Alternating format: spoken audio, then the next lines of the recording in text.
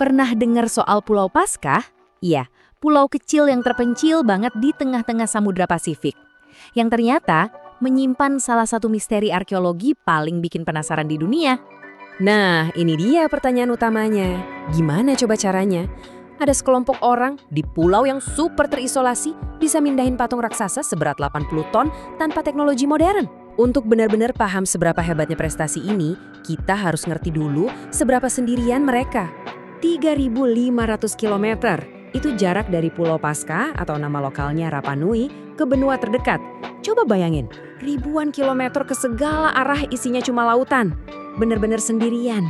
Karena isolasi yang se ekstrim ini, peradaban Rapa Nui, semua pencapaiannya, semua kegagalannya, itu semua terjadi tanpa campur tangan dunia luar.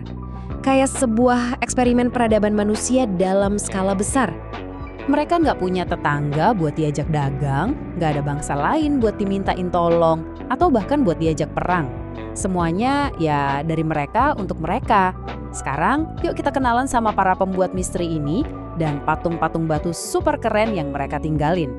Pasti Anda pernah lihat kan, patung-patung raksasa dari batu yang seolah menatap diam ini, tapi sebenarnya mereka itu apa sih? Oke, jadi ini bukan cuma sekadar hiasan.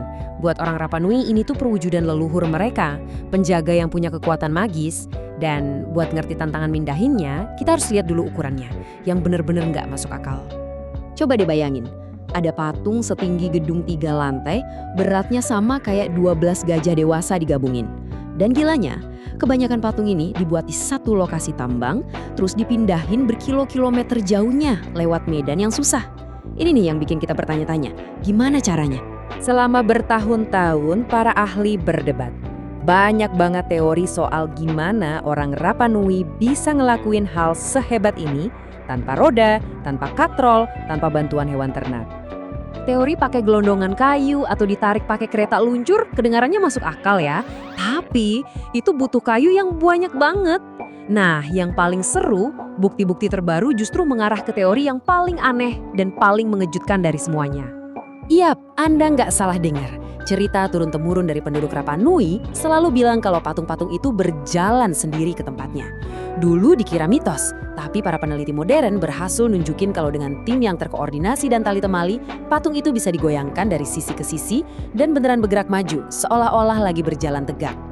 Ini bener-bener nunjukin kejeniusan dan kerjasama yang luar biasa. Tapi, ambisi sebesar ini punya harga yang sangat-sangat mahal. Dan ini membawa kita ke misteri berikutnya yang jauh lebih kelam. Entah gimana ceritanya, di satu titik dalam sejarah pulau ini, sesuatu yang buruk terjadi. Hutan-hutan lebat yang tadinya menutupi Rapa Nui tiba-tiba lenyap. Hampir semuanya hilang dan akibatnya fatal. Sepertinya ini kombinasi dari beberapa hal. Ambisi mereka membangun moai butuh banyak kayu, kebutuhan lahan buat bertani makin besar, dan kemungkinan ada tikus yang nggak sengaja terbawa ke pulau lalu memakan semua biji pohon. Jadilah bencana ekologis yang sempurna. Jadi, coba kita urutkan. Pertama, pohon-pohon habis. Artinya, mereka nggak bisa lagi bikin perahu buat mancing ikan di laut dalam. Tanah jadi gampang erosi, sumber daya makin langka, dan masyarakat yang tadinya rukun mulai pecah. Persaingan antar klan jadi perang, dan sebagai simbol penghinaan, mereka saling menggulingkan patung moai milik klan musuh. Waktu orang Eropa pertama kali datang di tahun 1722, peradaban Rapa Nui ini sebenarnya udah rapuh banget. Tapi, datangnya orang luar ini justru jadi pukulan telak terakhir yang hampir memusnahkan sisa-sisa populasi Rapa Nui. Penyakit-penyakit baru yang dibawa dari luar menyebar cepat dan mematikan. Serbuan perbudakan menculik banyak banget penduduk yang tersisa dan tradisi kuno mereka nyaris hilang selamanya. Ini angka yang mengerikan, 97%. Itu perkiraan penurunan populasi mereka cuma dalam 1 abad setelah kontak dengan Eropa. Peradaban Rapa Nui hampir benar-benar lenyap dari muka bumi. Pada akhirnya, kisah dari pulau kecil yang terisolasi ini bukan cuma cerita masa lalu. Ini adalah sebuah perayaan sekaligus sebuah peringatan yang keras buat kita semua.